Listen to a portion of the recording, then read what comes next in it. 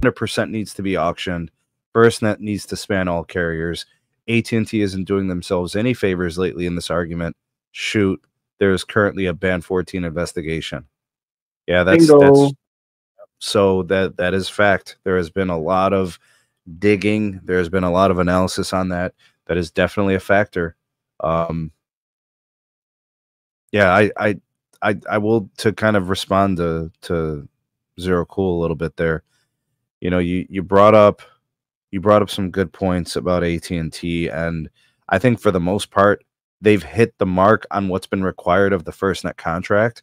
The problem is the evaluation. There's groups that are saying the rules or the way the contract was put together isn't stringent enough.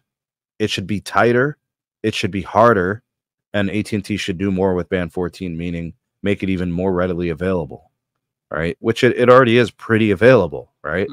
But they're basically saying it needs to be more available. It needs to be better. Yeah, that's fine. Yeah, and you know, for what it's worth, you know, closing the spectrum gap between the companies, and you know, Tech Guy 32 said they should have bid on FirstNet. I think Verizon did. I think it was awarded to AT&T. But I do think that Verizon did bid. I just think that AT&T was awarded it because they had a better bid. Whether it was exactly right. Whether the contract had better timing or it had more money involved, I don't know. No, I don't think it had anything to do with that. I think to the point that we made. Randall special. I think that AT&T lobbyists went to DC and begged real hard, and they got the deal that they were looking for.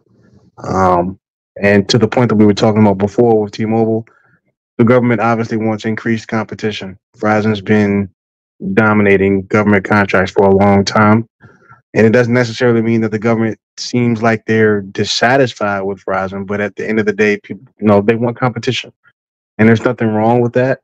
And that's the reason why. Go ahead. This closes the gap completely. Yeah, I'm getting to that. Okay, go ahead. To that point, though, Sneed, that's why it shouldn't happen. AT&T's already gotten the government handout. T-Mobile's already gotten the government handout. If we're going to promote competition by just going to the government and saying, "Please, sir, can I have some more?" via Oliver Twist, how is that competition? How is that competition? How are we competing? I mean, we're talking about 3 privately owned companies, and 2 out of the 3 keep going to the government for another bowl of porridge. Like, I mean, what are we talking about? This is not competition.